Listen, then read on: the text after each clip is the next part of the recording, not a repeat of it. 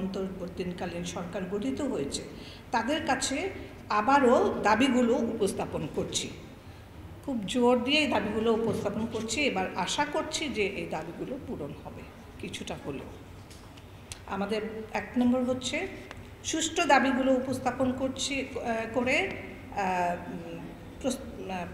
প্রস্তাবিত ইনকোয়ারি কমিশনের অগ্রগতি আমাদেরকে জানানো হোক।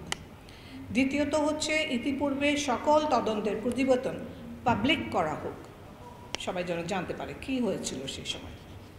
3 নম্বর হচ্ছে অফিসিয়াল গ্যাজেট করে 2025 সালের ফেব্রুয়ারি মাসে আগে 25শে ফেব্রুয়ারিকে শহীদ সেনা দিবস হিসাবে ঘোষণা করা হোক ও 25শে ফেব্রুয়ারি দেশ জুড়ে জাতীয় পতাকা অর্ধনিমিত্ত রাখার ব্যবস্থা করা হোক। 4 নম্বর হচ্ছে অফিসিয়াল গ্যাজেটে নিহত 57 বীর সেনানীকে শহীদের মর্যাদা দেওয়া হোক, যেটা নাকি আজও দেওয়া হয়নি অফিসিয়ালি।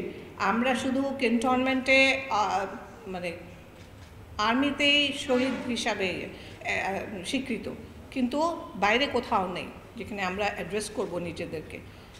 যেহেতু শহীদ হিসাবে তাদেরকে রাষ্ট্রীয়ভাবে কোনো রকম দেওয়া হয়নি। উপযুক্ত সময়ে পিলখানার এই ট্র্যাজেডি সঠিকভাবে স্কুলের পাঠ্য বইয়ের সিলেবাসে অন্তর্ভুক্ত করা হোক। 6 নম্বর হচ্ছে দ্রুত বিচার শেষ করে আটককৃত নির্দোষ সকল মানুষকে ন্যায় বিচার দেওয়া হোক। আশা করি এই দাবিগুলোর সমর্থনে নিজ নিজ জায়গা থেকে আপনারাও আমাদেরকে সাহায্য করবেন।